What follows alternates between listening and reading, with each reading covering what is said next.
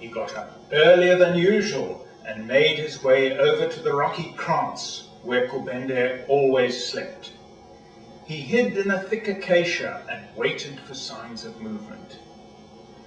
He was soon rewarded with the sight of Kubende baboon ambling down a path.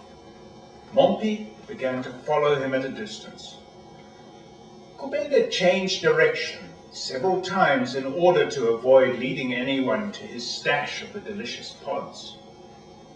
Finally, he came to an old aardvark hole, hidden by some broken branches. Kubende began to feast. Half an hour later, he wandered happily down to the waterhole. Mompi waited and kept watch over the aardvark hole.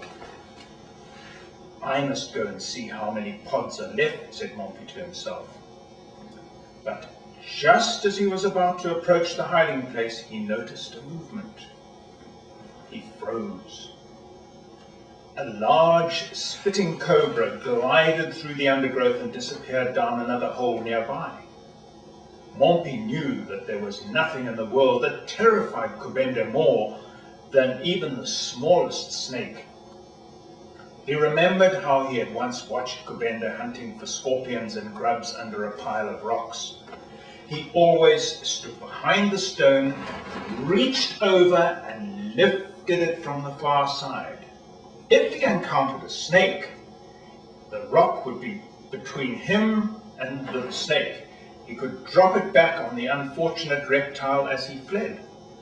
Mompi clearly remembered an occasion when Kubende had uncovered a small brown snake, no longer than his outstretched hand. Kubende had dropped the rock, done a backward somersault. He had let out a great bark and collapsed in a heap as if struck by lightning. Mompi knew that it was not part of Kubende's plan to have the cobra as guardian to his larder. The little grey animal smiled as he thought of what to do next.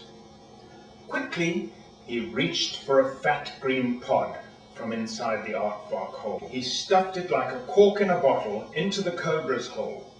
Then he feasted on a few cream of tartar pods and followed Kubende's tracks down to the waterhole. Kubende was just leaving and he quickened his pace when he saw Mompi coming. The next morning, Mompi was up early again, and this time he went straight to the old aardvark hole. He noticed with satisfaction that the pod was still stuck firmly in the snake's hole. The snake must have been angry when he wanted to go out in search of food. Mompi jumped up and down above the snake's hole to infuriate him even more. Then he retreated to the safety of a tree to wait. Soon Kubende appeared, looking over his shoulder to see if he was being followed. He immediately noticed one of his pods wedged in the nearby snake's hole. "I wonder how that pod got there," Kubende said to himself. "I suppose a bush rat or some other small rodent tried to steal it. That makes me very cross." Kubende leaned forward and tugged it free.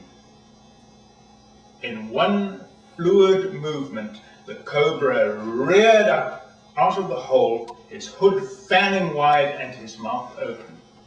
He sprayed the unfortunate baboon with venom. With a terrified shriek, Kubende tumbled backwards, his eyes stinging. His feet barely touched the ground as he fled in the direction of the waterhole. Mompi Monkey laughed so much that he almost fell out of the tree. The snake had moved on and all was quiet again. Mompi sauntered down to the water's edge. "Good morning, Kubende," Mompi greeted his cousin. "I see that you are taking a very early bath today." Kubende said nothing. As he soothed his throbbing eyes, he felt sure that Mompi had something to do with this, but he didn't know quite what.